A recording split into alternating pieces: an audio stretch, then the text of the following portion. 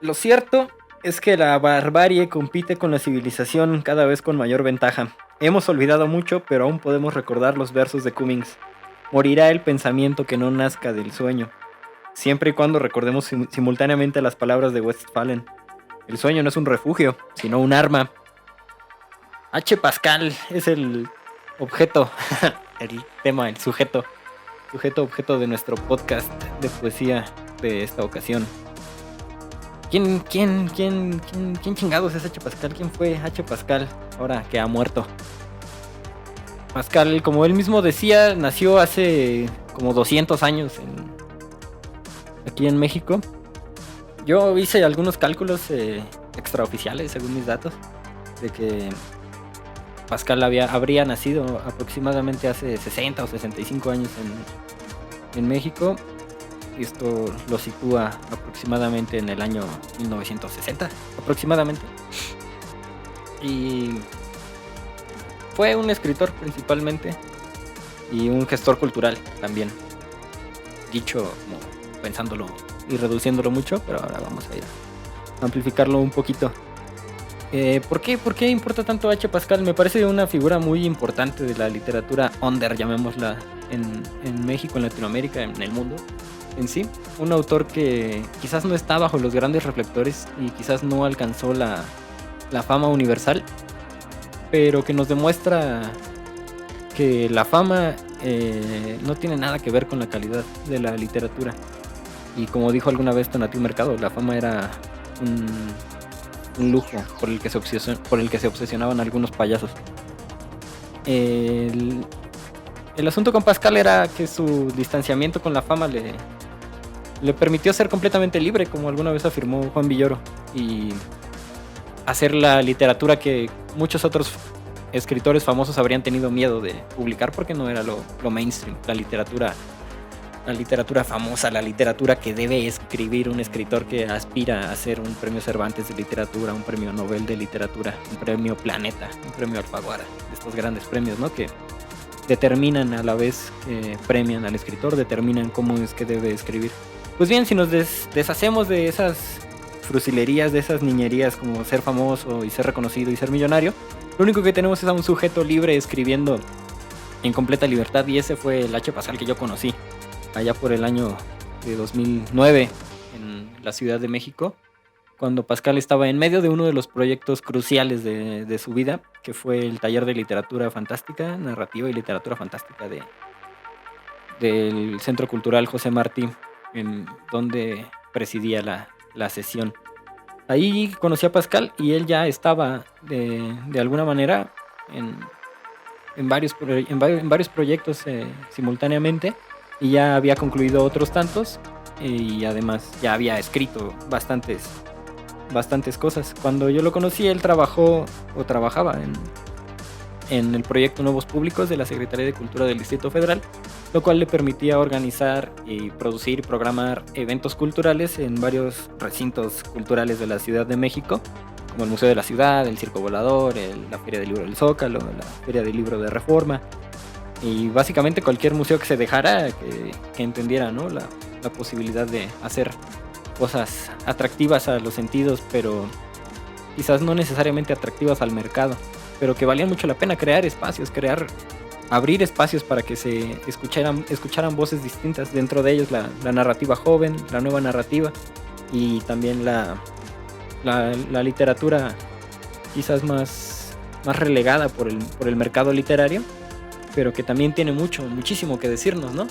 Precisamente porque es una oposición a ese aterrador mercado literario. Para ese momento, Pascal estaba escribiendo libros de poesía como Navegar en una de tus playas, Nocturnos que regresan, Lamias quebradas. Después empezó a escribir o terminar su tetralogía cyberpunk, que empieza con el holograma irlandés, con 4 ángeles que caen, con galaxias irregulares, y termina con Elfa Azul. Escribió después Una mujer azul, escribió Alicia en el fin del mundo. Tengo una lista, de hecho encontré una lista de sus publicaciones, donde ha publicado novelas como El llanto del verdugo, La canción del hielo, La magia del grial, Fuego para los dioses. Estas primeras, por ejemplo, aluden a una a una búsqueda en los textos místicos de lo fantástico, de historias de santos, de la historia del Grial, todo lo fantástico que hay en la literatura, bueno, en los textos fundacionales de las religiones, y no solamente de la religión católica, sino de otras religiones, de tribus germánicas, de tribus nórdicas, de celtas, de muchos otros lugares, incluso de aztecas. Escribió también Las Anémonas, otra novela. Cuando lo eterno sea finito, veremos el ocaso de los dioses, que es una especie de poemario. El holograma irlandés, que es esta obra de la que les comento. Escribió Princesa Zombie y Novia Zombie, que son dos novelas muy interesantes que se plantearon como una especie de oposición o de una nueva forma de ver a los vampiros de Crepúsculo y a los zombies que se pusieron tan de moda, ¿no? En los años 10, llamémoslos, ahora que están a punto de concluir. Escribió poesía como en Lamias quebradas, monstruos que regresan, los danzantes en medio de la hoguera, en la pupila líquida del pozo. En esos poemas no solamente introducía un sinfín de influencias literarias, tenía muchísimo de dónde abrevar poesía. Era uno de los lectores más insaciables y extraños de poesía que he conocido. Leía absolutamente todos los tipos de poemas, y cada uno lo anotaba y le influía de alguna otra manera. Quizás sea el lector más grande de poesía que yo haya conocido. Y en La pupila líquida del pozo, en Dealers, o en Aparece un gato malo, y otros poemas más, varios casi haikus subtropicales, él introdujo un discurso disgráfico que se presentó como una especie de glitch, como menciona una revista aquí en México, como si fuera un glitch del lenguaje, un glitch ahí, una aberración del lenguaje, donde empezamos a utilizar la K en vez de la Q o la C, o este tipo de escritura que alterna mayúsculas y minúsculas. A Pascal le pareció interesante en ese momento y la utilizó, ¿no? Escribió también, como por ejemplo en La madrugada, ya regresando un poco a un discurso ortográfico regular, Sobrevivir en una de tus playas, que retoma un poco a Cristina Peri Rossi, Donador cadavérico, Una mujer azul, como decía, Alicia en el fin del mundo. Y aparte de eso, pues hizo un chingo de antologías en un proyecto que inicialmente fue Azot, que fue una consecuencia del Festival de Literatura Fantástica y Ciencia Ficción que fundó con Paco Ignacio Taibo, con Gerardo Porcayo y otros, allá por 1996. Eso generó una publicación, ese festival, que se llamó Azot, y en el Azote, alias el Azote, se publicaban ellos mismos y publicaban a otros autores que les interesaban y que estaban haciendo literatura neogótica, literatura cyberpunk, literatura negra, literatura policíaca. Dentro de esas publicaciones está El holograma irlandés, que es una de las obras que no leemos en los poemas que siguen. Yo básicamente me enfoqué en la obra poética de Pascal en este podcast, que es un podcast de poesía, pero hay una obra narrativa de Pascal muy extensa, con muchísimas influencias también, ¿no? Antes de hablar de esto y de hablar del holograma irlandés, que me parece una obra crucial, y de hablar de Goliardos, pues pienso que sus influencias en la poesía, como decía, son muchísimas, es un poco difícil de rastrear, ¿no? Pero particularmente en este podcast hablo un poco o leemos más bien, poesía, empezando me parece que empezamos con poesía de Guillaume Apollinaire. Leemos el poema 1909 de su libro Zona, donde es un poema donde ya se alcanza a ver cómo la ciudad y el sistema empiezan a trastocar al individuo. Anterior a eso, muy anterior, sucedió El primero sueño de Sor Juana Inés. Sor Juana tiene una obra gongoriana donde habla acerca de la injusticia del mundo y de los sueños y de lo mágico, ¿no? Que es a veces el mundo, a veces casi siempre lo mágico que es el mundo. Entonces leemos también unos cuantos poemas de Sor Juana. Bueno, leemos unos cuantos fragmentos del primero sueño de Sor Juana. Es una obra muy larga, pero se lee, ¿no? Todo lo que es posible. Leemos también Palinduro de México y poesía de Fernando del Paso. Fernando del Paso, un escritor abigarrante, extraño, exuberante, barroco, rococó incluso, de la literatura mexicana. Escribió en los años 60, 50, 70 la mayoría de su obra en prosa, y es sumamente poético, es delirante, y ese discurso pues me parece que le encantaba bastante a Pascal. vamos a leer pues mucha poesía también de Pascal, de distintos libros suyos de poesía. Y me gustaría que abordáramos un poquito también la narrativa, la prosa de Pascal, pero no voy a leer tantas cosas de la prosa de Pascal, más bien me gustaría leer el prólogo, bueno, una especie de epílogo que escribió al Holograma Irlandés. El Holograma Irlandés es una novela, micronovela como la llamo, durante un momento que publicó primeramente en Azot, no sabemos si en el 97 o en el 99 o en el 98, pero que sí, su primera edición en Goliardos fue en el año 2000. ¿Qué es Goliardos? Goliardos, esto se está yendo, una cosa me está llevando a la otra. Goliardos es y seguirá siendo una propuesta editorial que generó Pascal después de Azot, separándose un poco de los autores que estaban haciendo Azot para hacer Goliardos. Los Goliardos eran una especie de secta medieval que buscaba la subversión de la realidad, como el mismo Pascal dice, a través del conocimiento y del deseo. Entonces, cosas que estaban prohibidas durante el medievo, como coger libremente y ser sabio, o investigar, hacer investigación científica, los Goliardos se lo planteaban como una necesidad para sus mismas vidas.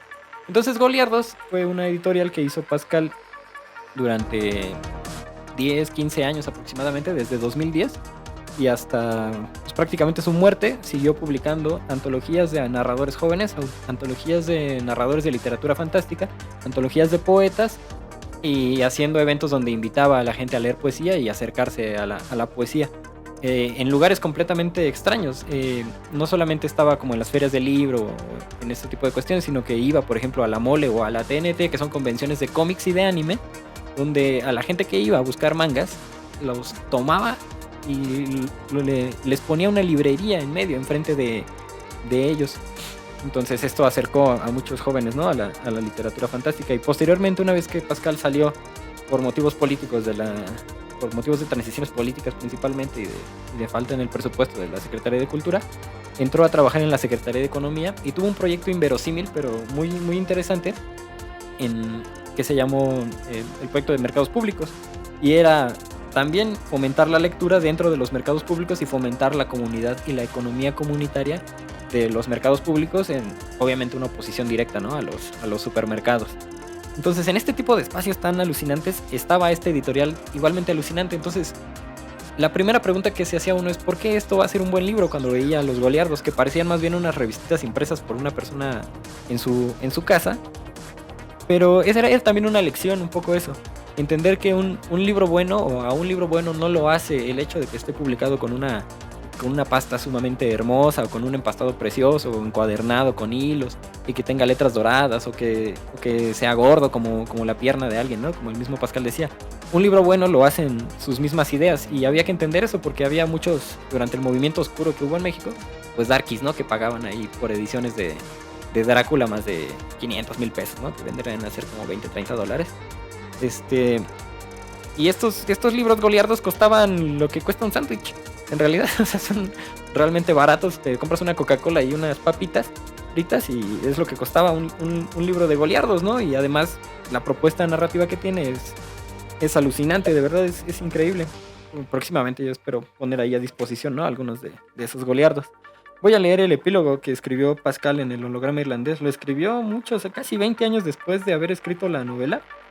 O sea que la escribió aproximadamente en los 80s, cuando tendría Pascal unos 20 y tantos años. La empezó a escribir y la publicó, ¿no?, en los 90s, como decía, en Azot, y después la republicó en Goliardos. Dice Pascal: el Holograma Irlandés nació como si nada, por fragmentos, hace más o menos 20 años. Se publicó hace más de una década en el proyecto de micronovelas de Azot. Junto con el Holograma, otros fragmentos formaron La Dama Abominable, que se convirtió en 4 ángeles que caen. O sea que son casi mellizas estas dos novelas iniciales de transrealismo, cyberpunk o lo que sea. Solo hace muy poco surgió en un fin de semana la idea de Galaxias Irregulares, y poco después Elfa Azul.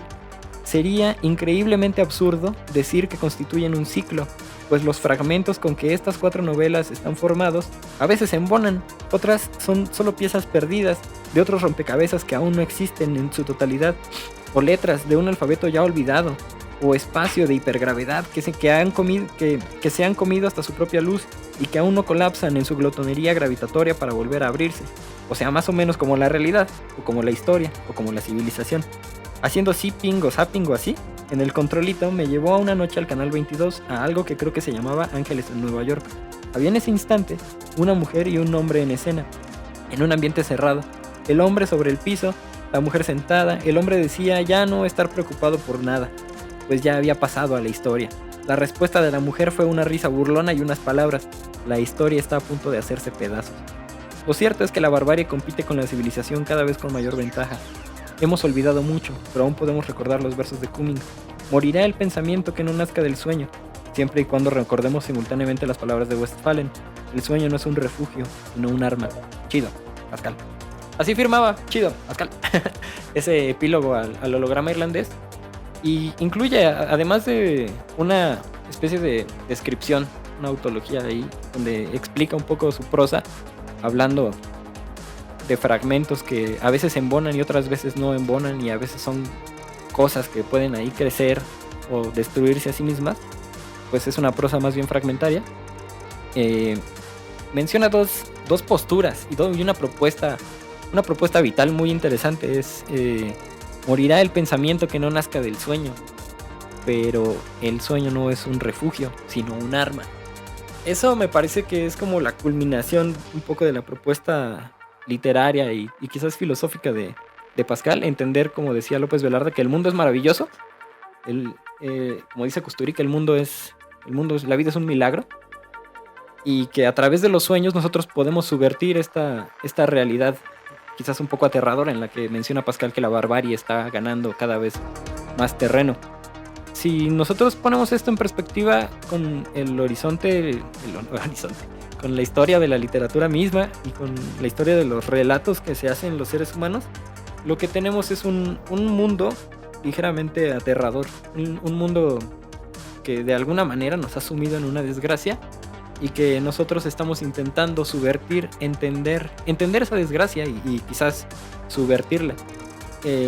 Si pienso, por ejemplo, en los griegos, o pienso en Aquiles, pienso en un sujeto que estaba en una guerra, que vio morir a Patroclo, que vio quitados sus tesoros, y a través de esa desgracia y culpar a los dioses de su destino, intentó subvertir su destino. Pienso en Edipo, que también intentó cambiar su destino, pero al final son tanto Homero como Sófocles, y como todos los demás autores griegos, son personas que culpan a los dioses y que culpan al destino, objeto de los dioses, de la desgracia en la que están los seres humanos.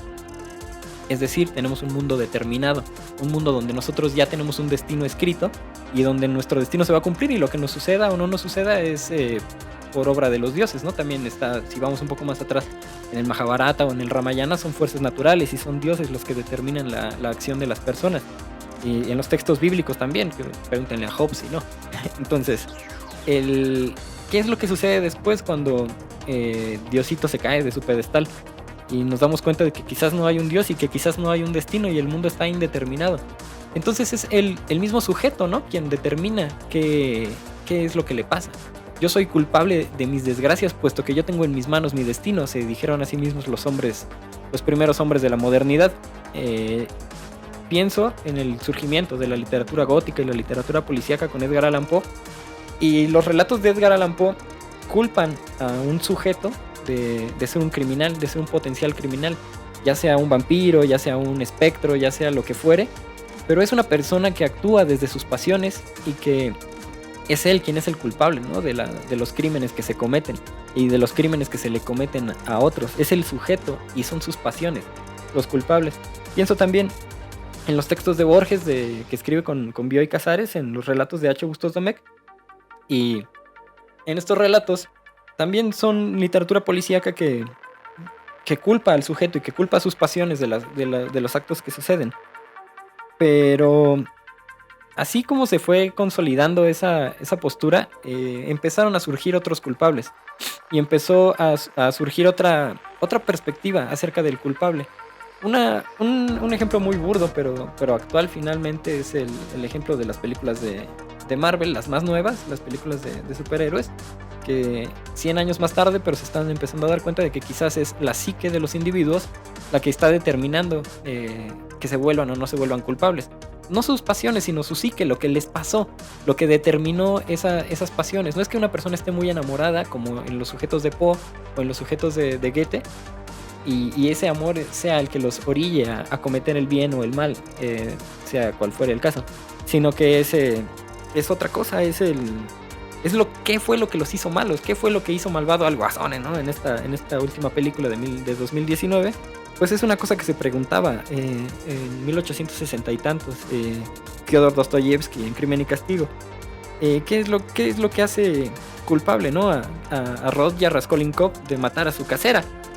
Y eran sus pequeñas circunstancias inmediatas, ¿no? Y también se pregunta, por ejemplo, Italo Svevo, ¿qué es lo que hace culpable a Zeno en la conciencia de Zeno de todas las travesuras, llamemos, que comete Zeno, ¿no?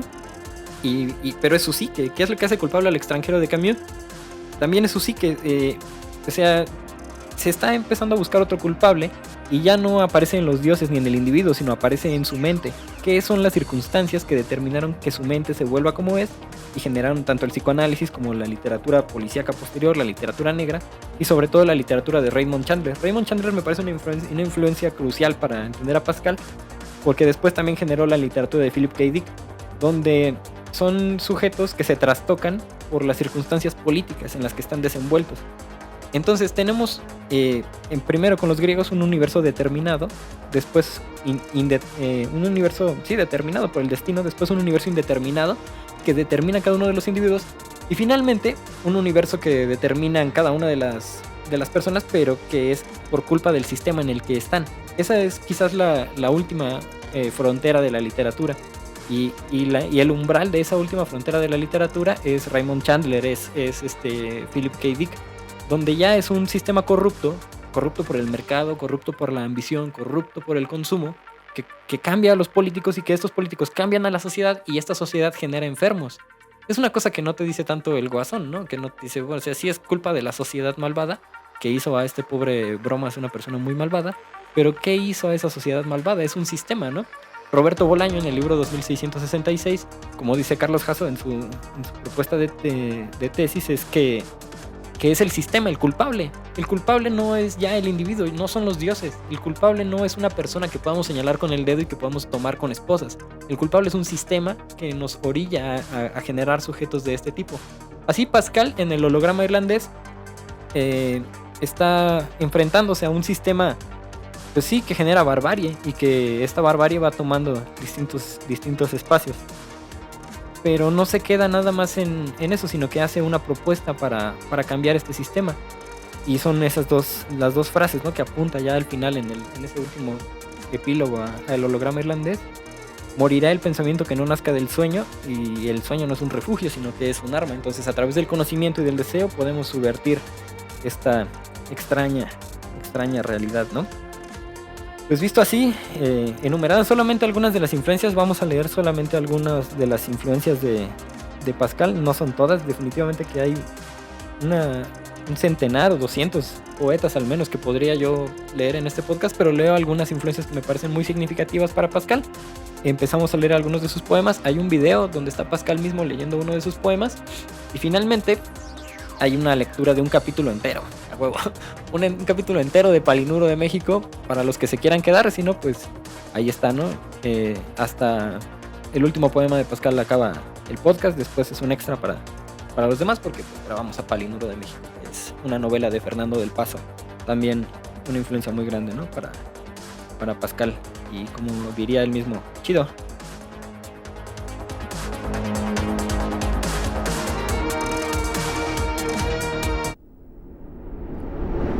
...1909...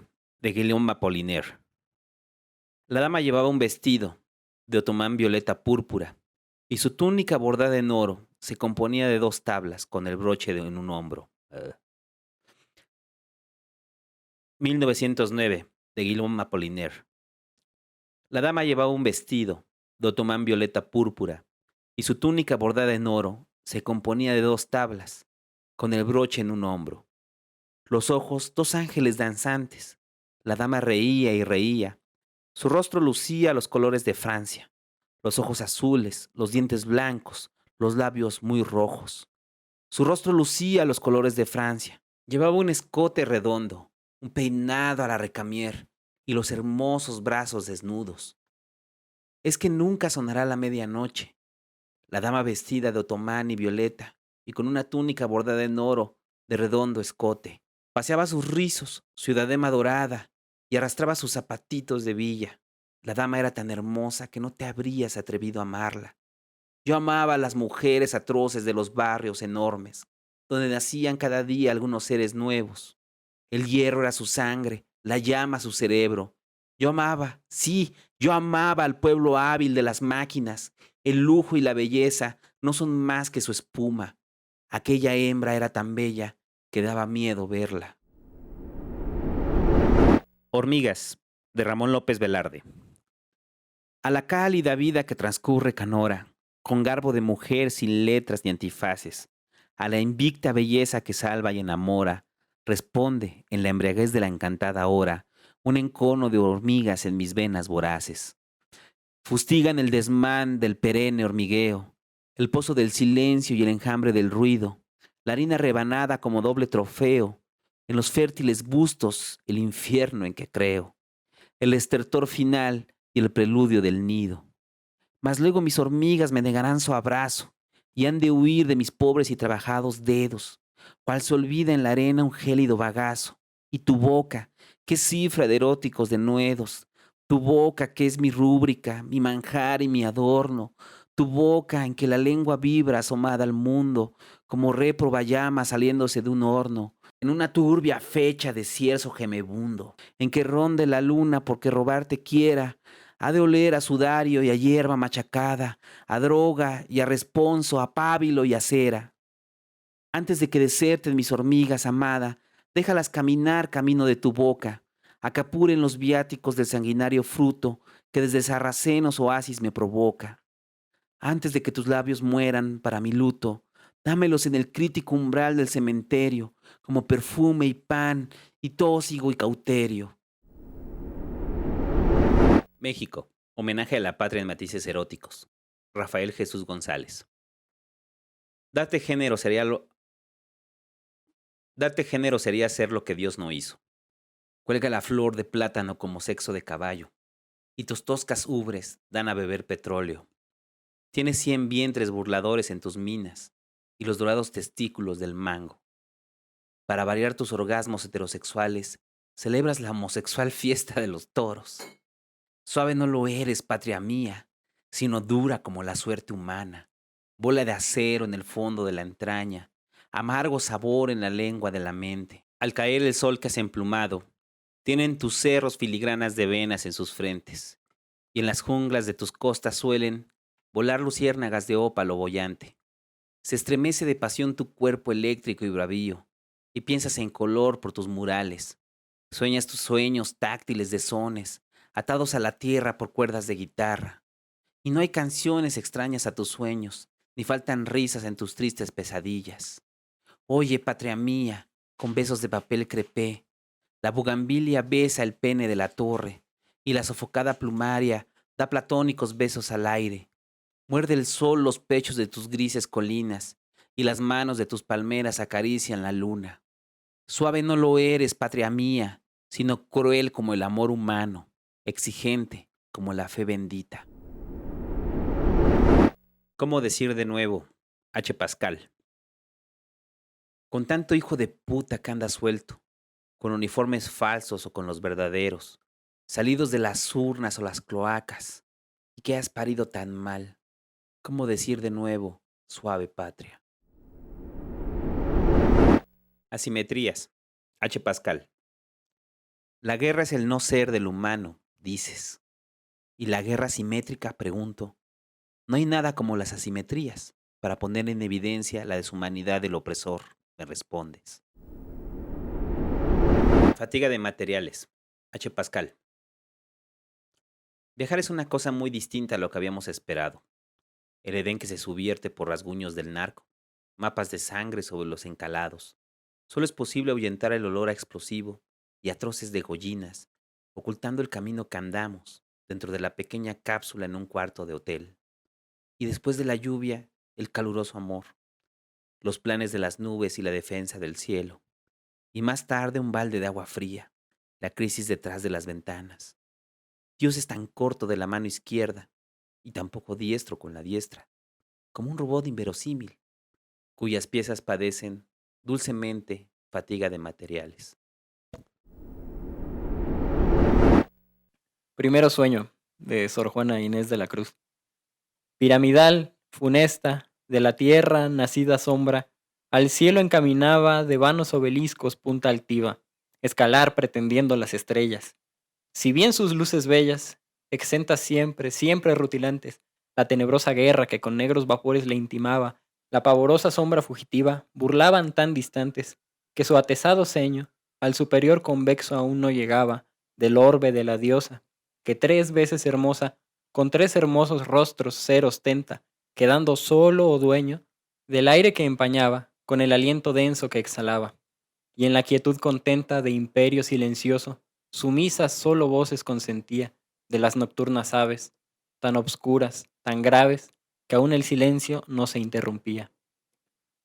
Con tardo vuelo y canto del oído, mal y aún peor del ánimo admitido, la avergonzada Nictémene acecha, de las sagradas puertas los resquicios, o de las claraboyas eminentes, los huecos más propicios, que capaz a su intento le abren brecha, y sacrílega llega a los lucientes faroles sacros de perenne llama, que extingue, si no infama, en licor claro la materia crasa, consumiendo, que el árbol de Minerva, de su fruto, de prensas agravado, con gojoso sudó y rindió forzado.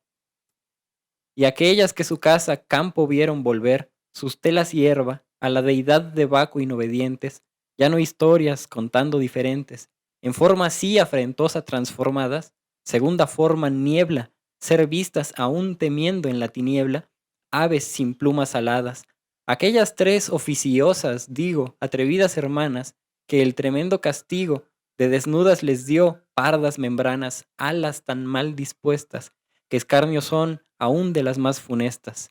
Estas, con el parlero ministro de Plutón, un tiempo ahora, supersticioso indicio al agorero, solos la no canora componían capilla pavorosa, máximas, negras, longas entonando, y pausas más que voces esperando, a la torpe mensura perezosa, de mayor proporción tal vez que el viento, con flemático echaba movimiento, de tan tardo compás tan detenido, que en medio se quedó, tal vez dormido.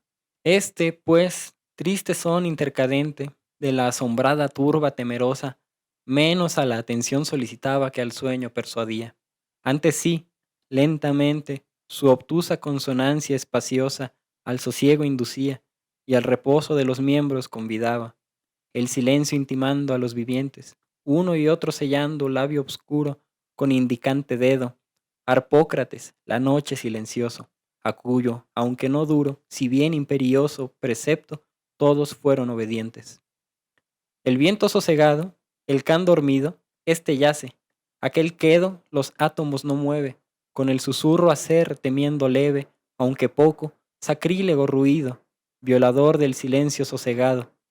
El mar, no ya alterado, ni aun la instable mesía, cerúlea cuna donde el sol dormía, y los dormidos, siempre mudos peces, en los lechos lamosos de sus obscuros senos cavernosos, mudos eran 2 veces. Y entre ellos, la engañosa encantadora Alcione, a los que antes en peces transformó, simples amantes, transformada también vengaba ahora.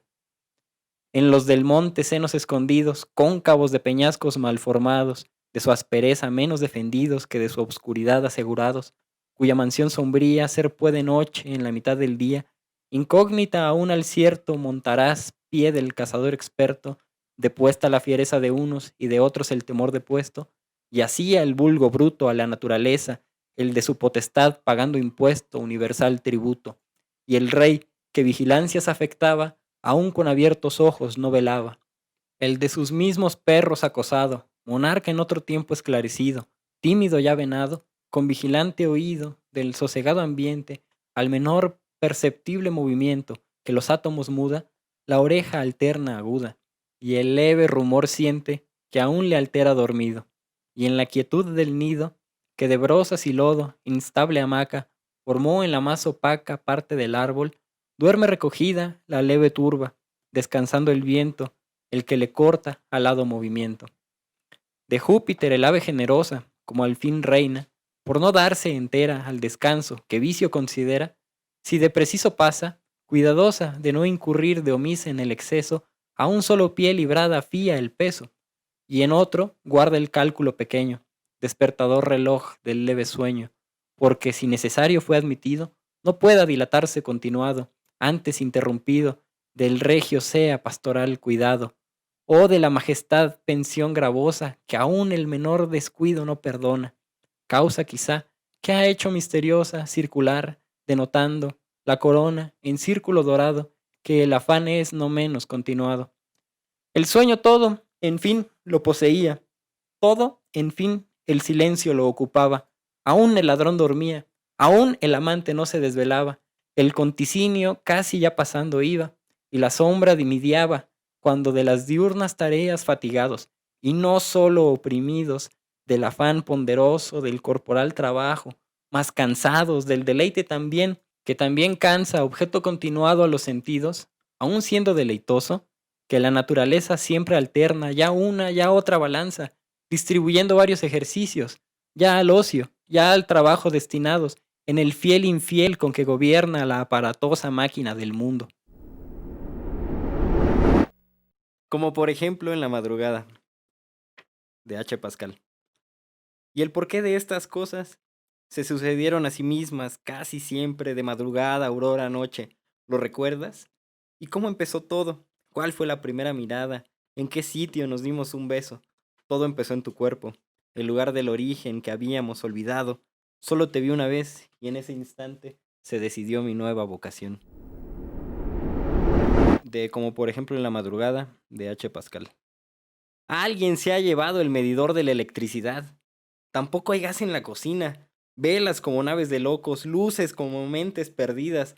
Las prendes una a una. Latas con salmones, pimientos y mariscos. Vino templado por la cálida noche. Tus labios convierten los desastres en milagros. Tus manos convierten los milagros en palabras. Quiero que seas a mí como Museta su musa, dices. Que me desnude yo en la cama y tú escribas un poema. Los dos sabemos que las cosas no pueden ser así. La piel que se expone atrae a los tatuajes de los labios, a la saliva de la imaginación. Hoy digo, esto seguramente no puede ser un poema, debe ser otra cosa. Como por ejemplo en la madrugada de H. Pascal. Creo que sí, creo que respiras esta noche, que incluso esta madrugada tienes los ojos bien abiertos. Seguramente caminas desnuda hacia la mesa y quitas el mantel y miras las vetas de las tablas. Aparecen pan y queso, y quizás vino no, porque nunca hay que exagerar las cosas, pero sí seguro una cerveza. Bebes antes de atravesar el pan con el cuchillo. Quiero pensar que el frío líquido te calma, que acaricia tu garganta como suave cascada, y comes queso y pan como si fueran hostias de una profana misa, y debes estar viendo mi fotografía sobre las tablas desnudas, y tus senos tiemblan cuando alzas el cuchillo, y la punta la clavas en medio de mi frente. Eso es lo que ha de estar pasando, porque si no, ¿cómo se explica? ¿Por qué no dejo de pensarte? ¿Y de dónde sale tanta rabia? Y este dolor de cabeza tan cabrón. Contestas el teléfono a través de las líneas de fuego. Tu aliento sabe a pan, cerveza y sangre. Has cumplido el ritual. He vuelto, dices, y traspasas el umbral. Eres un témpano de hielo a punto de derretir todo su oleaje.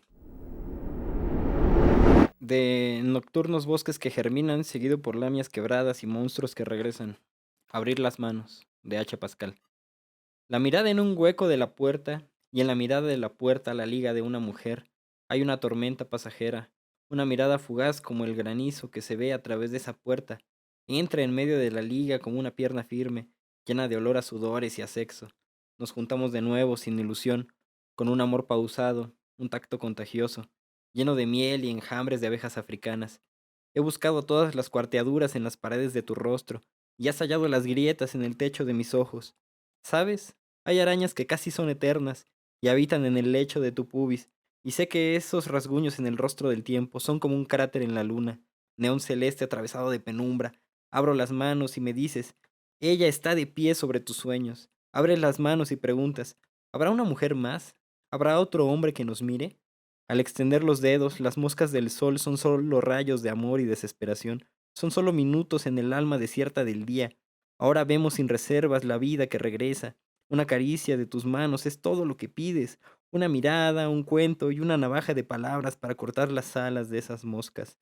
De esas 1230, 529, quizás solo 40.000 moscas que no vuelan ni recorren nada, son solo una invención de la cerveza. Me das un trago más y luego revientas el líquido en mi rostro, a través de mi pecho para que escurra limpio por mi cuerpo. Te gusta el sabor del brezo, la cebada, las luces de la tierra, en la tierra húmeda de un hombre. ¿Habrá otra mujer, otra piel, otros arroyos de cerveza? Repites quedamente en la lengua baja del amor. Y yo amo el rostro de tu lengua que se muestra como trucha, salmón, rana dorada, surcando los arroyos de mi cuerpo. Abro las manos y pregunto, ¿habrá otro hombre, otra mirada que nos hiera? Cierras mi rostro con un gesto, mis ojos con la vista, mientras bebes el geyser de mi dermis. Abres las manos y me dices, no seas ya tan mirón, tan melodramático. Abres las manos de mi alma para leerte líneas, tatuajes, camino de camiones y carreteras oscuras de mugre. Ahí solo tu juicio canta. ¿Qué clase de mierda es esta? Te preguntas en voz alta. ¿Qué clase de conversación es esta? Me dices en voz baja. ¿Qué clase de calor puede engendrarse entre los pliegues de un hombre que no se lava las manos con las líneas del destino? Me corriges. Son solo la infinita lentitud del movimiento de los ojos, de las miradas ciegas en los dioses menores del tiempo como una repentina cuchilla de semanas, de días, de eones de fuego y juego. Abro las manos de tu vientre para decir medias mentiras, camaleones de letras, para leer las líneas en la palma de tu sueño. Abro la boca para callar toda mesura, la inminencia, el punto G, la marea incorregible de las ostras, del mar y la intemperie de tu materia hecha de almas secretas, algas, estrellas sumergidas y signos evidentes. Abres las manos y me dices, es este un lugar donde se hace el bien sin hacer daño. De nocturnos bosques que germinan, seguido por lamias quebradas y monstruos que regresan. Causa y defecto de H. Pascal. Todos tenemos un chingo de defectos. Ni siquiera Ken y Barbie alcanzan el molde de la perfección. Bebiste de tu copa de vino como si tomases un sorbo de cielo verde. No mames, Ken y Barbie son de plástico. Eso no cuenta, no tienen voluntad. Miré a través de mi tarro de cerveza para ver cómo tus ojos se volvían un río de níquel. Llegó un momento en que tu vida ya no significaba nada sin la mía. Esto ya no es amor sino abandono del recato más simple de todo narcisismo. Llegó el momento en que mi vida ya no era sino una frase en tus conversaciones. Ya lo dijo Dios, no me acuerdo en qué lado. El amor a sí mismo es el guardián de la existencia, el protector de sueños. Llegó el momento en que la vida estaba demasiado saturada de ideas, significados, tatuajes indelebles. Pero tú no tienes sueños, mi buen.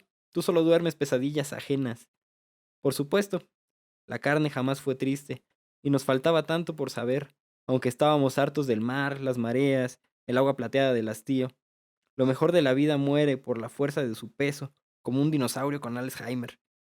Miraste a través de mi cuerpo, como si estuvieras viendo solo un T-Rex de vidrio. Lo mejor de la muerte es cuando naces. Toqué la llama de tu cabello rojo con la punta de mis ojos. Estabas demasiado viva, eras demasiado admirable y querías que yo lo sintiera. Lo siento, yo no admiro a nadie. Yo solo te amo y te alucino aunque trates de ser demasiado imperfecta. Tus labios recorrían las letras secretas de mi nombre, como si pronunciaras una injuria. Soy como he de ser, hago lo que quiero, pero no deseo dormir en el desierto de las sábanas vacías. No cerraré los ojos si no estás a mi lado pensando en mí. Era el guardián de tus sueños, el amor a ti misma, la medida de tu servidumbre, la profundidad de tu liberación. Solo un pez más en el ámbar del mar que hay en tus ojos, un leviatán en el nido de algas de tus piernas. Miraste de nuevo hacia tu copa como si fuese un antiguo instrumento de prodigios, tratando de fijar tu lugar en el mundo si es que ese sitio ha existido nunca.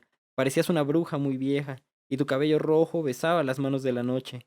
Pero cuando la tristeza acaricie la sombra amarillenta de la nueva jornada, y todas las palabras no dichas salten como cardúmenes, desde el mar invisible de las lenguas resecas, sé que pediré perdón para cerrar la brecha, el círculo perfecto, y de nuevo a llegar y nacer y morir uróboros que desgasta con dientes sutiles, su cola en el brote de las eras, el tapiz que deshoja sus fibras, desliza sus signos hacia un despeñadero cada instante y se teje a sí mismo con la aguja torcida del destino. El corazón es una víscera imperfecta, hay que tener valor y resignarse.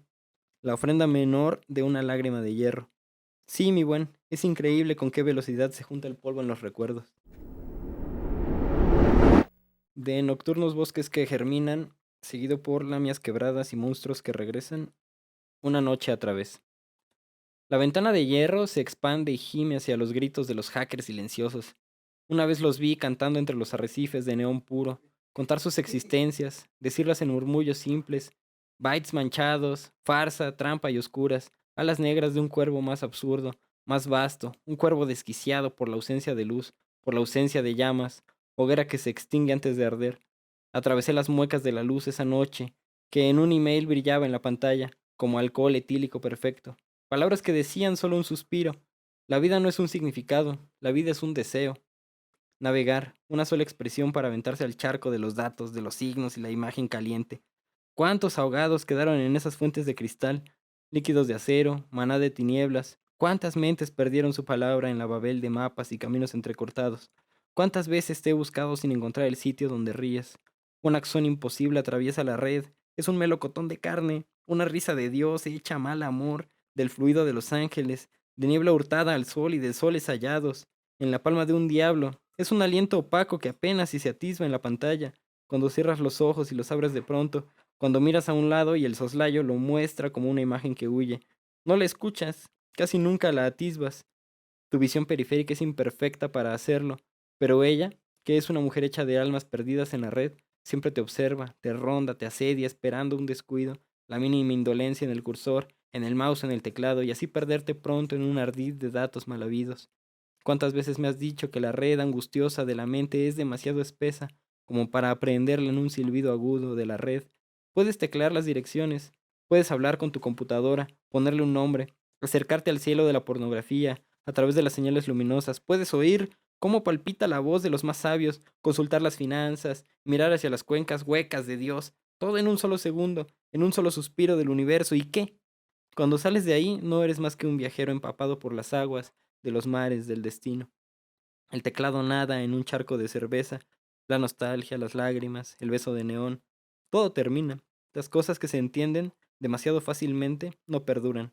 La pantalla tiznada por tus voces en celo, pero no hay cuerpo claro, no hay ojos infinitos, solo la noche y la sonrisa tersa de una ventana blanca que dice a través de sus bocinas, no se encontró mensaje.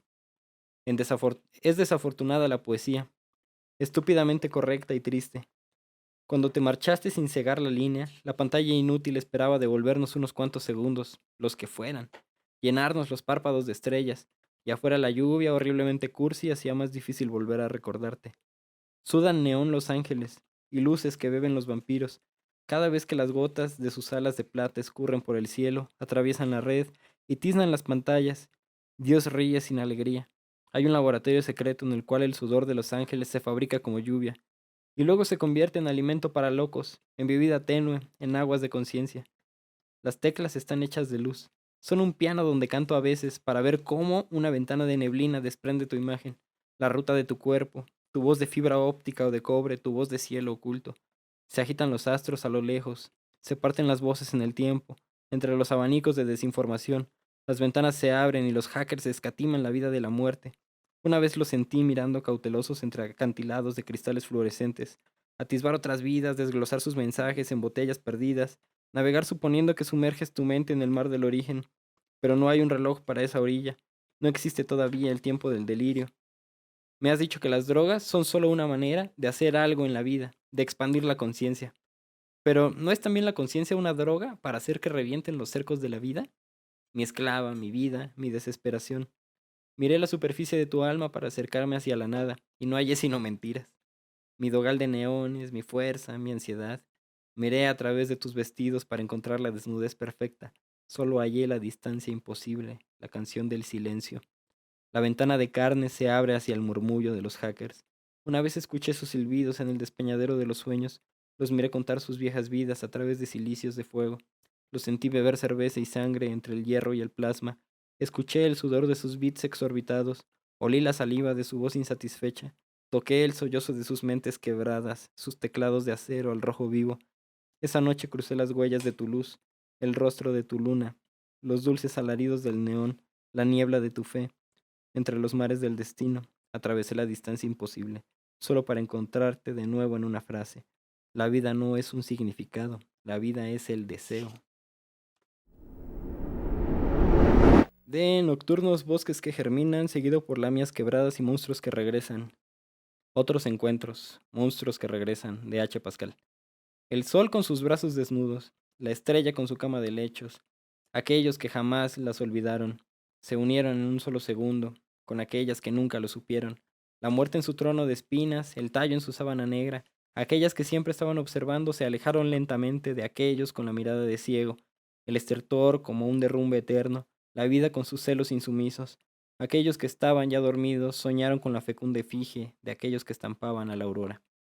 El material original, la raya solitaria, los diálogos quebrados y vueltos a pegar, cada gota de semen derramada sobre los flecos del alba o la alfombra dorada de la noche, es una obra de arte que revienta o se seca o recrea otros mundos. Cada gemido en el pubis de la vida, cada contracción en el nacimiento de un orgasmo, es una obra de arte que dilata su sed y pervierte los elementos ásperos del mundo, a pesar de que la guerra se encuentra cerca y el entramado de las calles y las risas desesperadas tapan su advenimiento.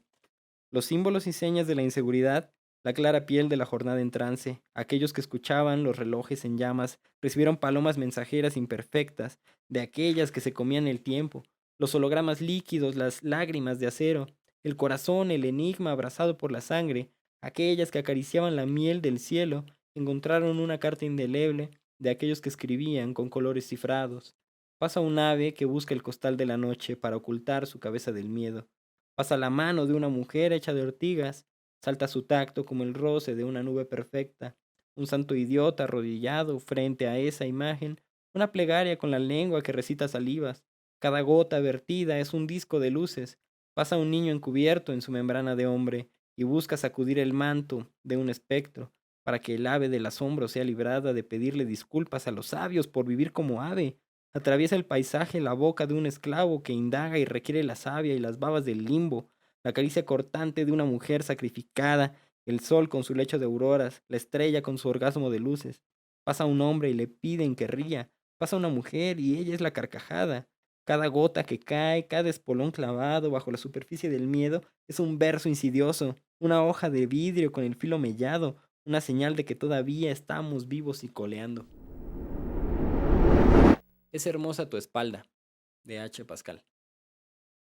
Mientras te marchas, descubro que la muerte carece de ideas propias. Es siempre un clon de sí misma. Se disfraza y parece novedosa, pero un adiós se sentirá siempre igual a la siguiente despedida. Atraviesas las galerías de la memoria, pero todas las imágenes se esconden, ensordecen o simplemente están ciegas. Es hermosa tu espalda cuando escapas, un cuerpo perfecto que busca su destino, la cabeza que falta, la claridad del día, las nuevas constelaciones de la noche, y quisiera que dieras vuelta y me dijeras, es tiempo de que sea tiempo. Nuevos sonetos marianos, de Fernando del Paso. Que te acaricie yo tus pechos, ave, como rezar las cuentas de un rosario, y que mi amor badajo y campanario te lo repique yo, que yo te clave, que sean mis manos de tus muslos llave, tu rosa de mis dedos relicario, y en sus frondas la lengua de un canario, con mi lengua la sal que yo te lave. Nada más eso pido, quiero, ruego, a eso me dedico, y a adorarte, y a quererte, y a eso me consagro. Y te juro las manos sobre el fuego, que volveré otra vez a codiciarte cada vez que me cumplas el milagro. Ahogados, de H. Pascal. Ahogados en el lujo de un sueño sin espejos, deslizas el oleaje de tu aliento, y huyes después de inundarte con la lluvia y estar 1000 veces asediada de deseo. Tus labios se abren dócilmente, tus piernas como si fueran lagos que solo es posible descubrir en los jardines de algún mito, se dividen con pausada belleza entre la verdad y la experiencia. Beber la luz, de H. Pascal. Ciego de sueño te persigo. No había entendido antes una simplísima pregunta. ¿Cómo beber la luz? Hasta que la piel de tu mirada se ha abierto hacia mis labios. Sirena, de H. Pascal. Hoy se ha caído el mar en la palma de tus manos. Has perdido las piernas y ganado rapidez en la mirada. Observas el mundo desde los arrecifes, corales sobre los que despliegas sombras, lámparas vivas, peces sin escondite. Cada pequeño pensamiento, cada caricia sobre tu piel de sales es un mundo que desnuda tu alma para que permanezca protegida. Inventas que este mar es de nosotros, que no soy un tritón despreocupado, que eres una nereida milenaria. Es el mar del deseo y no queda mucho más. una experiencia estética en tu cuerpo. Cuando cierra los párpados, de H. Pascal, tu cuerpo se humedece como el trópico durante la tempestad. Hay demasiadas verdades en tus ojos de lluvia. En vértigo de abismo tu pelo se desmadeja.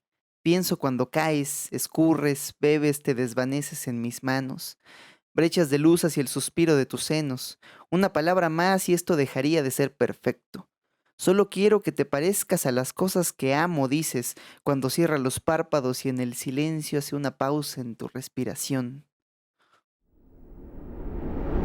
Todas las razones del sueño. Pero el mundo viene a percibirse en tus formas y palabras. Te digo, mira la dicha inmensa de sabernos perdidos para siempre. La pureza de la nada, la impureza del ser que espera ser vivido. Las esferas de nuestras manos, de nuestras vidas en las manos del tiempo. Sangre en los caballos de la luna. ¿Y quién chingados dijo que el mundo era redondo? Dices, como si estos abismos que se curvan hacia sí fueran atravesados por un Einstein sin cabeza, sentado sobre el lomo de camello de su tranvía solar, luces en los cabellos de la luna y sangre coagulada en todas las auroras. Te miro de nuevo y te toco como si fueras una primera estrella en la Vía Láctea, y tus manos de brisas celestes desaparecen en esos finisterres, y reaparecen de pronto en el ser de mi carne. Tal vez, quizás te digo, no seas verdad, pero te asemejas tanto a ti misma que pareces otra y demasiado verdadera. Cierras los ojos, las formas del sufrimiento, del amor, de la locura, dices, pasan por tu mente como barcos fantasmas cuando hablas así. No podrás vivir ni en el mar ni en los abismos, pero en este instante tu piel, que no es tuya sino mía, ha de vivir la savia de mis labios y dentro del castillo de castigos de mis sueños. Los cuerpos sumergidos en sí mismos, en la sed de sí mismos, el instante del espejo, los ruidos, los cantos del sol, dentro de la muerte que te mira, dices en los silbidos finales de la carne, que se ha abierto a la verdad, la dicha, la nada, los reflejos, siameses quebrándose en el todo del ser y el mundo. Resucitarás para siempre en todas mis amnesias, dices, y tú en cada uno de mis pecados de omisión te respondo. Y si yo fuera mosca, te pregunto, tú serías el pantano donde me ahogaría. Y si yo me convirtiese en cementerio, te respondo, tú serías una muerte enamorada. Y si tú fueras lago salado, yo sería la marea de la luna que te consumiría. Y si yo fuera yo mismo, tú dejarías de ser verdad. Y si yo fuera corazón y viviera para siempre en ese sitio extraño, te volverías loco en su torre cerrada escribiendo poemas, mi buen. Nuestra pálida razón nos oculta el infinito, te contesto, pero ella está dormida más allá de todas las razones del sueño. Tan, tan. Unas palabras sobre Estefanía, de la imperdible novela de Fernando del Paso, Palinuro de México.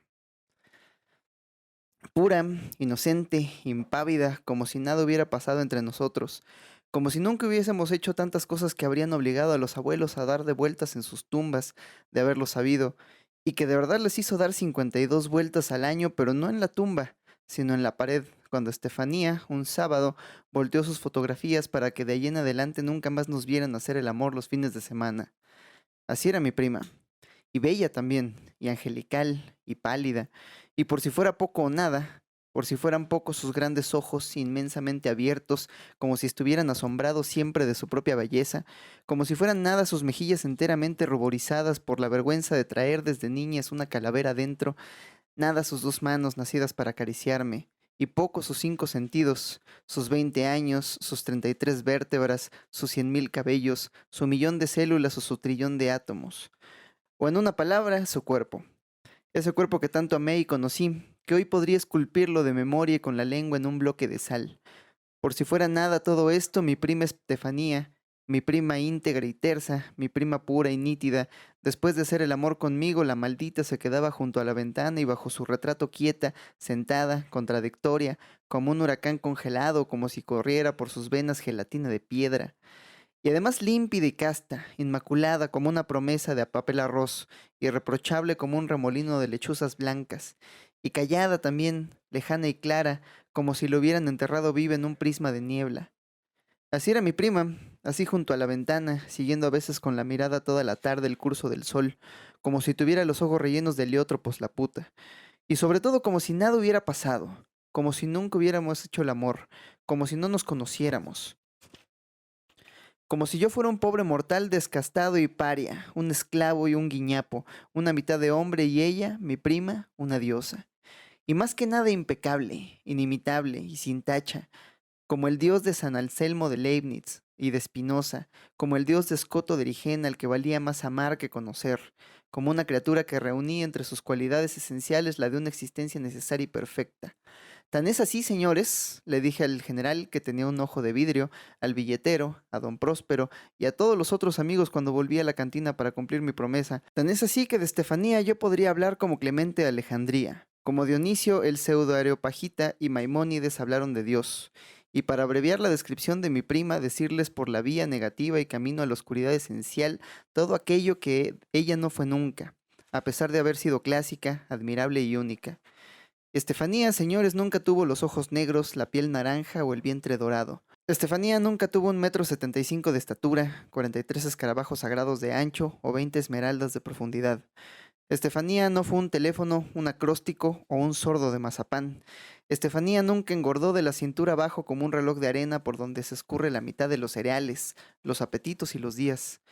En otras palabras, y en medio de ese pueblo de bandidos y frutas de madera donde transcurrió su infancia como un río de serpentinas, Estefanía no fue nunca un sargazo austral, el sonido de la espuma o una sospecha destrenzada. Estefanía, por supuesto, fue mi prima. Estefanía tuvo al menos la mayor parte de su vida, 7,000 días de edad que giraban alrededor de ella como los caballos salvos y los cisnes descascarados de un carrusel. Estefanía estudió en un colegio inglés de la Ciudad de México y Estefanía, aunque tuvo un lugar privilegiado en el caparazón de las flores y como regalo adelantado por todas las navidades de su vida, toda la serie de bellas innumerables que les voy a enumerar, y entre las cuales sus pestañas rizadas de risas y su lengua de charol rojo y filoso no eran las menos importantes. A pesar de ello, Estefanía era un ser humano con todas sus limitaciones, que siempre tuvo ni más ni menos que todo el número de órganos, vísceras y miembros que tiene toda mujer completa, normal, pálida, pura y virginal. Por lo mismo yo no podría hablarles de las 10 tetas de marrana de mi prima o de la media pestaña de Estefanía, de sus 200 dientes de tiburón o de sus 2000 ombligos de árbol. Y en todo caso, tampoco podría hablarles de su nalga única, su nalga luminosa, su nalga luna, delicia de los poetas mancos, su redonda y blanca nalga como una media esfera para adivinar la mitad más fría de la noche. Así que por eso, y a lo largo de toda la descripción de Estefanía, se cansarán ustedes, yo jamás me cansaré, de oír hablar del mismo número de brazos, pechos, clítoris y vientres que tuvo Estefanía, con los mismos nombres que tuvieron siempre, el pelo, las costillas y los labios, alados, incontaminados y dulces flotando entre los cirros blancos de las nubes labios. Porque si bien yo me encerré alguna vez dentro de un año entre dos febreros locos y besé el pezón húmedo de su olvido derecho y me reflejé en sus triunfos azules, eso fue posible gracias a que esa única vez sus pechos se llamaron olvidos, sus muslos febreros y sus ojos triunfos. Por lo demás, los nombres que yo le di a las distintas partes de su cuerpo cambiaron muchas veces, tantas que casi nunca me acuerdo. Por ejemplo, del verdadero nombre de su sexo. Y como además ellos mismos intercambiaban sus nombres viejos y nuevos, quién sabe. ¿Quién va a saber, señores? Si en realidad no acordarme de él sea un triunfo, o recordarlo sea un olvido. El caso es, en fin, que el nombre de su sexo entre paréntesis siempre lo tuve en la punta de la lengua. Pero si a alguien hay que poner entre paréntesis, en una casa de cristal, en una pecera de ojos de serpiente, en una gota de esperma cuajado, es a la misma Estefanía, para que ustedes, señores, se concentren en la estructura esencial de la belleza de mi prima. Y para eso hay que poner la parte del mundo, aparte de todo aquello que nunca fue. Porque mi prima, aparte de ser excelsa y admirable y sobre todo alejada y pulcra, afiligranada y quieta, la perversa, aparte de tener una estrella entre ceja y ceja, y aparte de las galaxias domesticadas que le seguían los pasos lamiéndole las huellas, Estefanía nunca fue de noche. No llovió sobre las cosechas del pan y jamás fue una verdulera con el resplandor de un perejil entre los dientes. Y si bien es cierto que en su cuerpo, así fuera por ejemplo en su boca o en sus pezones, se podía encontrar siempre una alternativa color cereza o una excepción morada, Y si bien es cierto que en su nuca salpicada por mis bendiciones y en cada centímetro redondo de su piel y en su manía por encontrar desavenencias entre sus dientes maduros y sus dientes de leche, y en su forma de señalar a los pájaros como si supiera la tonta que acabarían por posarse en su dedo índice, y en su forma de tirar los dados sobre los tapetes verdes de Las Vegas como si esperara la ilusa que sus aristas se pulieran y se transformaran en bolas de nieve de azar. Y si bien es cierto que en esto y en todo lo demás Estefanía era única y maravillosa, adorable y más que nada impoluta, la hipócrita, y si bien debo admitir que los ojos de Estefanía en medio de sus dádivas y simulacros tenían cierto parecido musical con las olas, a cambio de ello mi prima nunca tuvo la más mínima semejanza con una escena marina en la cual las playas, los barcos de vapor y los malecones bañados con bocanadas de saliva contemplan a un capitán que desde lo alto de la borda de un buque deshoja un calendario. Pensarán ustedes entonces que Estefanía pudo ser una anciana amarilla, un mapa frutal o una obligación sorprendente, y tienen que saber que a pesar de que ciertas distracciones del vino y de la sangre se confabularon para atardecer en sus labios, a pesar de que sus largos viajes por debajo y por encima de los meses, por Venecia y por mis brazos la encarcelaron en espejos de seda y la rodearon de amnesias verdes, a pesar de todo, digo, ella no fue nunca la muerte casta de una bandera, la máscara indefensa de un árbol o uno de esos paisajes de corcho y oro batidos, dentro de los cuales el capitán se arrojó al mar y donde no faltaban las islas nevadas, las erupciones de piratas, la cabeza con alas de capitán y la alusión a las noches pálidas de los trópicos. Por lo demás, entre otras cosas, y al igual que Eucaris, la ninfa de la que se enamoró Telémaco, y al igual que Anaxareta, la doncella hermosísima e insensible transformada por Venus en un bloque de piedra, Estefanía sí fue una mujer de belleza apabullante, un ser que estaba más allá de toda jerarquía geométrica, de todo esplendor mortal, de toda la lengua vítrea y sin embargo, más acá de las estrellas. En pocas palabras, y siempre alta y delgada, con el amor desarmado y prendido a sus pechos como en una pintura de Watteau, hermosa como la herejía descrita por Winkelmann, o como la bella Rosina de Wirtz, desnuda y contemplando un esqueleto colgante, misteriosa como Berenice y Ligea, y con su nombre, Estefanía, escrito en su frente y su vestido amarillo, entre la amarilis. Estefanía fue un ser donde siempre fue posible verse de cuerpo entero, de primo y amigo, de novio y amante, y encenderse cada día con una llamarada de presagios. Aparte, claro que su perfección nunca tuvo nada que ver con lo que ella fue de verdad, en este mundo, en esta plaza de Santo Domingo y en nuestro cuarto, porque vista de cerca y contemplándola a la luz de su muerte y de su voluntad, sentada junto a la ventana y en las piernas de una historia de los navegantes ilustres, con las páginas abiertas al viento, hinchadas y blancas como las velas de un barco, Estefanía estaba llena de imperfecciones. A veces visqueaba un poco y tenía pie de atleta. Nunca terminaba de leer un poema. Los lunes amanecía con mal aliento, y los domingos, como Vishnu en el océano del caos, como la mujer del poema de Anacreonte, acababa hinchada y con los ojos pegoteados de legañas por culpa de mi lujuria. Por si fuera poco, tengo que confesarles que mi prima también estaba llena de asimetrías deslumbrantes y mágicas. Y no hablemos de las que son comunes a todos los mortales. El rosado bronquio derecho más corto, más ancho y más vertical que el bronquio izquierdo, en tanto que el azul claro riñón izquierdo más largo y más estrecho, y la traslúcida y tibia arterial renal derecha más larga que la izquierda. En tanto, también que el esponjoso y aireado pulmón derecho más grande que el izquierdo, pero al mismo tiempo 2 o 3 centímetros más corto. Esto no es nada. Y tampoco otras pequeñas imperfecciones que todos tenemos. Una pantorrilla más abultada, una pierna ligerísimamente más corta o un párpado apenas más levantado. No, lo peor es que las asimetrías de mi prima se desbordaban de su cuerpo para abarcarlo todo, porque sus días nunca eran iguales. Tenía jueves malos y jueves buenos, días como los de Apollinaire, que estaban viudos y viernes sangrantes y lentos de cortejos. Tenía septiembres que reventaban de talismanes espejeantes y septiembres lluviosos y horribles. Tenía, a veces, una mirada más inteligente que la misma mirada 5 minutos antes. Tenía sueño y frío y gripas. Y tenía una oreja más perfumada, una mano más cariñosa, un brazo más ingrato y un clítoris más dulce. Por último, de sus 2 muslos uno siempre estaba más caliente y ensalivado, de sus 2 pezones el otro siempre estaba más redondo y duro, y de sus 2 nalgas las dos estaban siempre más frías. Y sin embargo mi prima, mi admirable y pulcra y celestial prima, era perfecta, perfecta por ser un ángel que ningún principio de imitación que no fuera una sustancia simple perfecta por ser sus ideas largas y brillantes que dejó crecer al par que sus cabellos rubios, iguales a su esencia divina, y perfecta por ser la única, la primera, la última representante de la especie de los estefánidos, y sobre todo por ser la representante más fina y clara, la más delicada y álfica. Esto se debió más que nada a la simple razón de que mi prima era solo igual a sí misma, fiel a su espejo diario. Tan es así, tan igual era siempre ella misma, que un día me levanté a las 7 y me senté en un sillón de orejas. Cogí el periódico y le hice un agujerito para espiar a Estefanía, y mientras ella pensaba que yo me entretenía en otros mundos, en el fango y la miseria de Ciudad Nezahualcóyotl, o en Vietnam azotado por crímenes gelatinosos, yo veía a mi prima en el centro de la alfombra de cuadros anaranjados y magenta y rojos, rojos y azules, que pensaba, escribía, mordía la goma del lápiz, arrugaba las hojas y las hacía bolas.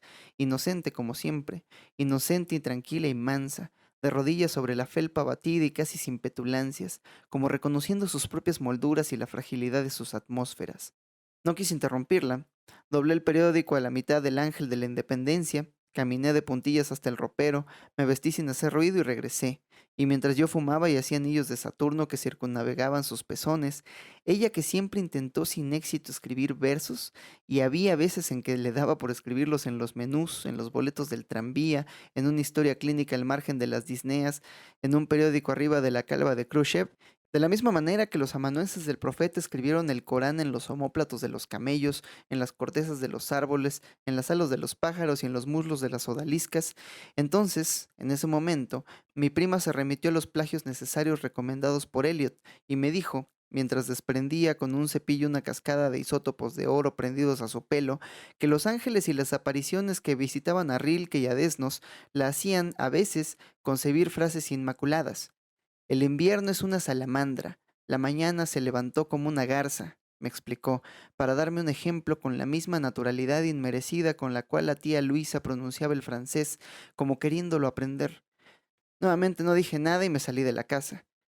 Me la encontré a sí misma, igual a su retrato bajo un árbol, sentada como estaba bajo un ahuehuete cargado de heno, escribiendo, rascándose la nariz con la uña del dedo meñique, rompiendo las hojas en pedacitos comestibles que ponían los picos de los mirlos y de las tanagras que venían desde Perú a visitarla.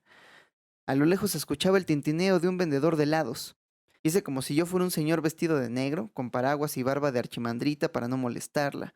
Volví a verla en la tarde en la agencia de publicidad, transformada de 4 a 5 en la reina del festival Max Factor, rojo romanza para ir con los amigos a la pista de hielo, rosa rondó para ir al autocinema a besarse y comer tortas de queso de puerco, y sonatas en púrpura, variaciones para espasmos fulgurantes que abarcaban todos los rojos, encarnados, carmesíes y granates, y que generalmente acababan en la cama.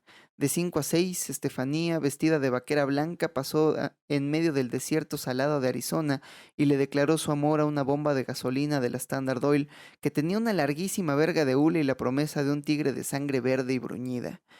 A la salida me fui al bar del Hotel Alameda para matar el tiempo. Tomé varios Tom Collins y a los 15 minutos me sentí 2 horas y 6 cerezas más joven. Y de regreso a la casa, y como era de suponerse, me encontré a Estefanía en la misma alfombra y en la misma postura, como si no se hubiera movido en todo el día, y rodeada de libros de medicina que mostraban algunos de los aspectos floridos de la vida. Estefanía tomó mi pene y lo saludó. ¿Cómo está usted, señor? Pero mi pene no descendió a la referencia y Estefanía esperaba. Y es que ella siempre fue así, fiel y la misma, para las tanagras, la pérfida, para los anuncios, la hipócrita, para el amor y los libros, la maldita, a pesar, como dije, de sus defectos. A pesar, por ejemplo, de que nunca he visto a nadie que en un momento dado tuviera tantas señales y manchas en su piel armiñada y tersa. No solo una cicatriz de vacuna en el brazo del tamaño de un camafeo, un lunar en el muslo con la forma de un relicario que encerraba una manifestación de vellos rubios, en el vientre el recuerdo de un apéndice supurado y las huellas de las inyecciones antirrábicas, y en la cabeza las manchas de Neptuno de color desconocido que le crecían entre los cabellos, escondida como el rostro de una virgen en el fondo de una patera, y que solo el tío Esteban, la tía Lucrecia y el peluquero de Estefanía habían visto alguna vez, o presentido, y si acaso quizá don Próspero, que cuando llegó a la letra F de la enciclopedia descubrió la frenología y descubrió también en la cabeza de mi prima la protuberancia de la maravillosidad. sino que además mi prima tenía en la nariz y en las mejillas archipiélagos de máculas que parecían causadas por el impacto de las burbujas de la champaña, y que el tío Esteban, porque las adoraba y porque adoraba a Estefanía y bebía sus lágrimas en dedal de marfil, llamó también peccata minuta. Y también en esos hombros de dunas suaves, acariciados por levantes ardientes donde crecía como la vegetación difusa de los desiertos de arena, un vello dorado con sabor a albaricoque. Y cuando mi prima se daba baños de sol, ya fuera en Acapulco, en la Güey o en la casa de Walter en Cuernavaca, donde se acostaba desnuda en el pasto enmarcada por pasionarias y los plúmbagos, las pecas, parecían emigrar de sus hombros y juntarse en la espalda formando continentes adventicios que eran como las sombras de mariposas inmóviles y con las alas extendidas, flotando muertas a unos milímetros de su piel. La piel de esa espalda suya y encendida que se olvidaba de su nombre. Su moraleja y sus buenos propósitos apenas comenzaba a subir distraída e interminablemente por las nalgas. La piel de esa espalda suya, recorrida a todo lo largo y a todo lo dulce por una cordillera de escalofríos que se podían leer con un solo dedo, como el alfabeto braille hasta llegar a un trampolín puritano del hueso coxis, y desde ahí darse un chapuzón en busca de mayores fechorías, plancton nocturno, estrellitas peritálsicas. Lo cual no es hablar por hablar, porque el amor que nos tuvimos Estefanía y yo, y no solo porque nos amábamos, sino porque amábamos a nuestro amor, nos llevó a todos los encuentros posibles, desnudos, sudorosos, con la sangre abierta en el soplo de las alas y en los minutos que transcurrían entre una ida al cine y las horas enteras que Estefanía empleaba para aderezarse los pechos, mientras arriba la luna se inflaba de envidia como una esponja holandesa. Ensayamos todos los orificios que le nacían del cielo, tanto Estefanía como su prima la luna. En una ocasión eyaculé entre sus piernas de mi prima y le embarré mi esperma en los muslos, en las rodillas y en los vellos espumosos del pubis. Con la lengua pude extender las últimas gotas hasta el borde mismo de su ombligo lleno de pelusas y del remordimiento giratorios. 15 minutos después me vine en su espalda y con mi semen ungí su nuca, su cuello, sus axilas de pellejo de pollo, sus hombros y el comienzo cálido de sus pechos. Y 2 horas más tarde, y una eternidad de besos, caricias y maquinaciones sexuales más tarde, Estefanía me masturbó con sus pies, y luego de que me bañé con su semen, la mitad áspera y la mitad suave de sus plantas, las improntas de todas sus caminatas por la ciudad y el porvenir descalzo de las rosas, le unté mi semen entre sus dedos chinguiñosos, en sus pantorrillas macizas y en sus corvas surcadas por aladas sombras y por arrugas invisibles. De manera que pronto no hubo un solo centímetro de la piel de Estefanía, un solo valle lampiño, una sola encrucijada glandular, codo o recoveco, talón o frente ávida que yo no hubiera embadurnado con mi esperma, como si mi esperma fuera leche de burra egipcia, pomada de ónix, jarabe de nácar o una crema de belleza de ballena que penetrara y fecundara toda la piel de Estefanía. Y mi prima quedó así, tiesa y blanca como un ángel de fibra de vidrio, almidonada y nivea como recién salida de la lavandería de un hospital, y como embarazada, la pobre, 1 millón de veces al mismo tiempo, una por cada uno de sus poros, una por cada uno de mis espermatozoides. Pero muy poco nos duró la ilusión de tener una infinitud de hijos, porque en su cuello y en su barriga comenzaron a aparecer unas ronchas púrpuras, que como antes las pecas comenzaron a conglomerarse, formando consorcios de rubíes, y cuando la comezón y la urticaria se extendieron por su cara y por sus brazos, yo no tuve más remedio que ponerme una chistera de seda con resplandores de ébano, coronar a mi prima con una diadema de flores de naranjo y llevarla a la tina en brazos, como los novios antiguos cargaban a sus novias, para darle un baño María que a fuerza de vapores y delirios, enjuagues y colofonias, la dejara de nuevo no inefable, no pura y no inocente, sino simple, sencilla y maravillosamente lisa y exacta. Porque inocente, pura e inefable, no dejó de serlo un solo instante, una sola 10 milésima de instante o una sola 10 millonésima de ángel, como lo podían atestiguar los espejos de su alma, sus ojos, esos ojos azules compuestos por una infinitud de partículas que así, señor general, señor billetero, así como las homeomerías de Anaxágoras contenían las semillas de todas las cosas existentes, así ellas encerraban el semen de todos mis poemas y escritos futuros. Los versos que hice sobre ella misma en los hospitales con su cofia y su bata color malva, como las enfermeras del St. Thomas Hospital, las novelas que juré escribir sobre ella mientras malgastaba mi más preciosa vida en las agencias de publicidad, haciendo equilibrios en una cuerda de Dacron y gárgaras burbujeantes con Ginger Ale, y las tragedias también que se me ocurrieron sobre Palinuro en la escalera, los bailes de máscara en Scaramouche y Colombina. Todo estaba contenido ya en esas partículas innumerables que le comunicaban a cada una de sus miradas toda la energía vital del fluido magnético intelectual de Restif de la Breton, de la noósfera de Teilhard de Chardin. Todo estaba previsto y escrito en los millones de mónadas azules como las órgonas de Reich, que palpitaban en los ojos de mi prima como las ventanas abiertas al mundo de cada uno, reflejando el universo desde su punto de vista finito y cada una consciente de su infinito reflejar. Y cuando digo que los ojos de mi prima, esos ojos que nacieron para percibir y ser percibidos a veces por mí, quizá por ustedes y siempre por Dios, contenían el semen de mis poemas escritos, se trata, claro, señores, de una alegoría, porque el único semen que de verdad tuvo en sus ojos alguna vez, y solo una vez, mi prima, fue la tarde en la que me pidió que me viniera por una de las ventanas de su nariz, por uno de esos orificios divinos e inimitables, túneles foscos que desembocaban en la luz opalina de sus estrellas olfatorias. Yo elegí el agujero izquierdo de su nariz, que era con el que Estefanía aspiraba mejor las tufaradas de los retretes y los guarismos perfumados de las rosas. Recuerdo que cuando acabé, un licor turbio alfombró sus ojos por unos segundos, espeso y traslúcido como si unos párpados de serpientes subresticios le hubieran salido a mi prima bajo sus propios párpados prodigiosos. No pasaron 5 minutos sin que la pobre, la perversa de mi prima, comenzara a quejarse de irritación por las carúnculas lagrimales y llorar unas lágrimas densas y blancas que se le coagularon a la mitad de las mejillas, mientras que por el agujero derecho de la nariz le escurrió un moco infinito y nacarado, como sopa de nido de golondrinas o engrudo de esmeraldas.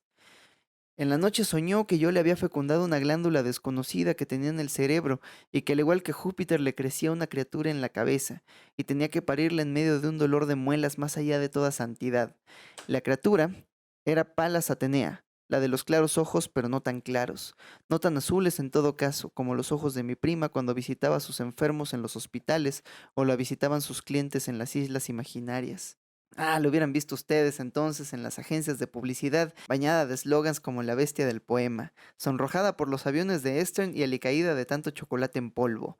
Ah, hubieran visto ustedes con los ojos de sus enfermos a Estefanía en los hospitales donde mi prima fue más santa que Bernadette, enfermera de la guerra franco-prusiana. Para mí sería muy fácil decirles que Estefanía era tan bella como Mayaderí, la madre de Buda, o como Psiquis, que cautivó al mismísimo amor. Pero ¿quién de ustedes conoció a Calais? La belleza por antonomasia. ¿Quién vio jamás a Iris Crisópteros limpiando con algodones las gargantas de los diftéricos del Hospital General? O a Gerda, la hija del gigante Himer, y a la princesa Dropadí, cuya mano fue solicitada por 1000 reyes. ¿Quién vio jamás exprimiendo los ántrax de los enfermos con sus propias manos para arrancarlos de raíz como lo hacía Sor Angélica y Estefanía? ¿Quién de todas esas diosas fue como Estefanía enfermera, alta y delgada, excelsa y clara, y experta en drenajes de pus y punciones de la cresta ilíaca? Sus pacientes que nada sabían de princesas de nieves y marfil, de Jean Lorrain, que nunca habían oído hablar de Clorinda de Zefiré, de la dama Baudelaire, bella como un sueño de piedra, sencillamente adoraban a Estefanía cuando cada mañana llegaba hasta sus camas para decirles los buenos días y las buenas o malas temperaturas, vaciarles sus bacines y sus colecciones de flemas. Y si había tiempo y humor, Estefanía siempre se las arregló para que hubieran, leerles a los enfermos que no podían leer, con una voz clara y precisa como locutora de Radio Moscú, las secciones deportivas y policiales de los periódicos, y a los enfermos que no podían escribir y con una letra alta, luminosa y delgada como la propia Estefanía, y con una ortografía tan perfecta que parecía postiza, escribirles sus cartas, sus adioses a la vida o a los árboles y muchas veces también declaraciones de amor para ella misma y los poemas donde la describían sin darse cuenta sus pacientes, de la inutilidad de describir o escribir a una prima así, a una Estefanía que había nacido ya como escrita, llena de párrafos redondos y frases que olían a sándalo y menstruaciones, de asteriscos en sus ojos que la remitían a la mitad de su sexo y de guiones que separaban nuestro amor en capítulos completos, la tarde y la mañana y la noche y las campanas y las nubes y la espalda. De nada, pues, me serviría decirles que las piernas de Estefanía eran más largas que las piernas de Rita Hayworth y sus labios más sensuales que los de Sofía Loren, O incluso que mi prima, ya no digamos en los hospitales, tan albeante y tan prendida, tan inaudita y clásica, sino Estefanía en pantuflas y en la cocina, cocinando los intersticios de un jamón y rodeada de platos sucios, ciruelas irreparables y cáscaras de faisán, era más bella que Greta Garbo en La Dama de las Camelias o Marlene Dietrich en El Ángel Azul.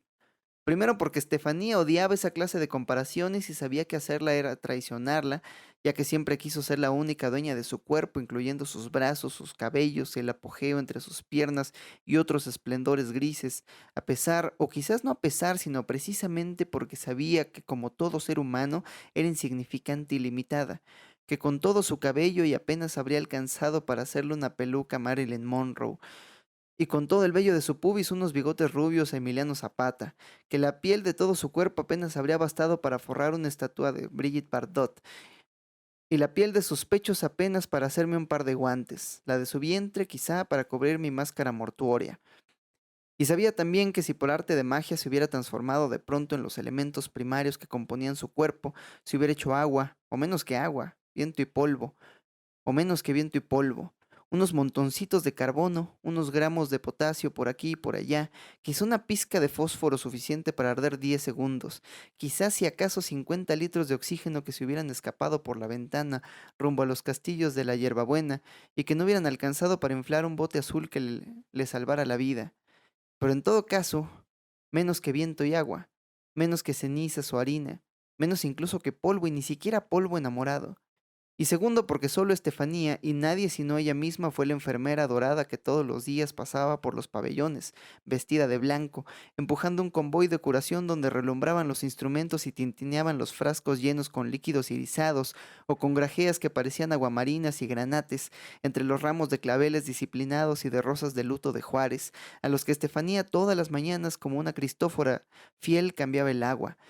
Y atrás iban las enfermeras novicias mientras ella, Estefanía, les indicaba cuáles eran los apósitos de carbonet y tul graso, porque las pinzas de Charol debían llevarse en un frasco con Lysol, y cómo quitar unos agrafes, cómo hacer tampones de gasa yodofórmica para contener las hemorragias uterinas y cómo emplear el nebulizador de Bilvis, mientras los médicos y los residentes la esperaban en los corredores, la citaban en los quirófanos, la encerraban en los ascensores y la asaltaban en los anfiteatros para declararle su amor bajo los tragaluces amarillos, jurarle fidelidad sobre las mesas de operaciones olorosas a mertiolate, besarla en el cuarto y el quinto o en la patología y maternidad, entre infecciosos y radiografías, o violarla entre los soplos fríos y delitescencias verdes de los cadáveres refrigerados. ¡Qué bella es!, decía de pronto un cirujano a la mitad de una trepanación, y se quedaba absorto, con el berbiquí en la mano, pensando que en efecto qué linda era Estefanía y qué sabia cuando limpiaba los orificios nasales de los enfermos con loción boratada caliente o les untaba jalea de petróleo en el esfínter anal para dilatarlo. Y en ese sentido, qué humilde es, opinaba un interno mientras caminaba por el jardín del hospital, jugando con su estetoscopio a escuchar el corazón de los árboles. Y sí, sin duda, qué hábil y rápida y delicada es Estefanía para introducir los supositorios de cibalgina con manteca de cacao, qué cuidadosa para lavar los oídos de los pacientes con una pera de Higson, qué diestra para lubricar con mantequilla las ondas nasales, y qué desgraciada, qué soberbia, qué puta es, decían entre sí otras enfermeras que se morían de la rabia y de la envidia, verdes y con el pelo aculebrado y con máscaras de talco como los embriones de Bursley, reconociendo sí que Estefanía era un ángel, pero en todo caso de la raza de los demonios hermosos como la Fata Morgana, o de los ángeles crueles como Azrael y Abadón, o incluso de los ángeles grotescos como el Melesimut, el de las 20 manos, porque no toleraban que mi prima Estefanía mostrara solo un lado de la moneda, una de sus dos caras, y que al igual que otro San Vicente de Paul, otro San Luis con los leprosos y otra Santa Isabel de Hungría pintada por Holbein el Viejo, transcurriera por los hospitales como una bendición sin fin con la cabeza en alto y sus ojos iluminados de centella viva, increada e increable, de Mayset Eckert. Qué bellos son los ángeles, dijo al despertar un muchacho suicida que se había tragado 27 embotales para olvidar a una muchacha y una mala estrella y que despertó en el hospital para encontrarse con Estefanía y con un ángel, las dos en la misma persona, con Estefanía, mi prima, la enfermera, que con sus propias manos tantas veces cubiertas de sesma le producían la alergia de los antibióticos, enfrió con hielo frappé la sonda duodenal y le colocó al muchacho en la posición de Trendelenburg para el lavado gástrico y obligó a que su organismo expulsara los barbitúricos junto con los restos de la última cena y una tenia solitaria agonizante, y lo volvió a la vida. Y a otra nueva decepción cuando el muchacho, como tantos otros, le declaró su amor y ella le tomó la temperatura rectal, la presión y el pulso, le examinó la lengua, le checó los reflejos con el martillo y le dijo que no. Lo dio de alta, le dijo adiós, le entregó su ropa y le ordenó que jamás, ni vivo ni muerto, se volviera a parar por el hospital, a menos claro que estuviera enfermo, a menos que de tanto quererla se le agigantara el corazón como a los que padecen bucardia o corazón de buey, a menos por supuesto que de tanto desearla le diera un ataque de erección continua y dolorosa que no se curara ni con baños de limón, ni con chorros de alcohol, ni con cataratas de saliva. Y así fue como Estefanía, para tantas personas, hizo las veces de ángel a pesar de que nunca tuvo alas en el sentido alado de la palabra, ni cara en el sentido clásico del verbo, ni ojos en el sentido adverso de la suerte, pero sí sexo en el sentido contrario, con raíces aéreas que el tío Esteban se robó de la transparente Hungría. Como ustedes lo podrán comprobar, don Próspero, general, cantinero, en el momento en el que así lo deseen, cuando descubran algún día, quizá, si Dios quiere, y sobre todo si lo quiere Estefanía, todas esas sorpresas que mi prima reserva a la vuelta de un pecho, en la esquina del cuello y en la redondía de sus nalgas. Pero lo que son las cosas de la vida, si la falta de alas en Estefanía no fue una negación, sino una privación, así como la ceguera de un poeta griego, por ejemplo, de todos modos, cuando menos, una vez en su existencia, mi prima tuvo alas de verdad cuando fue un ángel de mentiras. En su escuela, y como tantas otras niñas famosas de las novelas y el cisne actuó de ángel en una obra de teatro de fin de curso, y para qué contarles que cuando se supo que la habían elegido para ser el ángel de la guardia, hubo en toda la casa un gran revuelo, y sobre todo un gran revuelo de alas, alas transparentes, alas negras, alas de mariposa, alas de querube, alas llovidas, alas nacientes y alas de altazor paracaidista, alas también rojas como las alas de la Virgen pintadas por Fouquet que sugirió don Próspero, alas tricolores como las alas de los ángeles que sostienen la media luna de la Guadalupana, como pidió el abuelo Francisco, alas pardas con los ojos de pavo real como los ángeles pintados por Filippo Lippi, y las alas blindadas como las alas de los ángeles de Perugio, tal como quería el primo Walter, alas doradas como las alas del arcángel Gabriel pintado por Masolino de Panicale, y alas en explosión como los ángeles de Tintoretto, tal como se le ocurrió a la tía Luisa. Alas grises como las alas de los ángeles que pintó el Greco, según pensó la abuela Altagracia, y alas, en fin, como las que diseñó el tío Esteban para Estefanía, en un intento de darle gusto a todos, y que en todo caso se parecían a las alas de los ángeles de la Anunciación de Mónaco y de los ángeles músicos de Memling, y que tenían franjas amarillas, moradas, blancas, lilas, rojas, verdes, rosas y azules, como si estuvieran forradas con la piel de una cebra en Technicolor.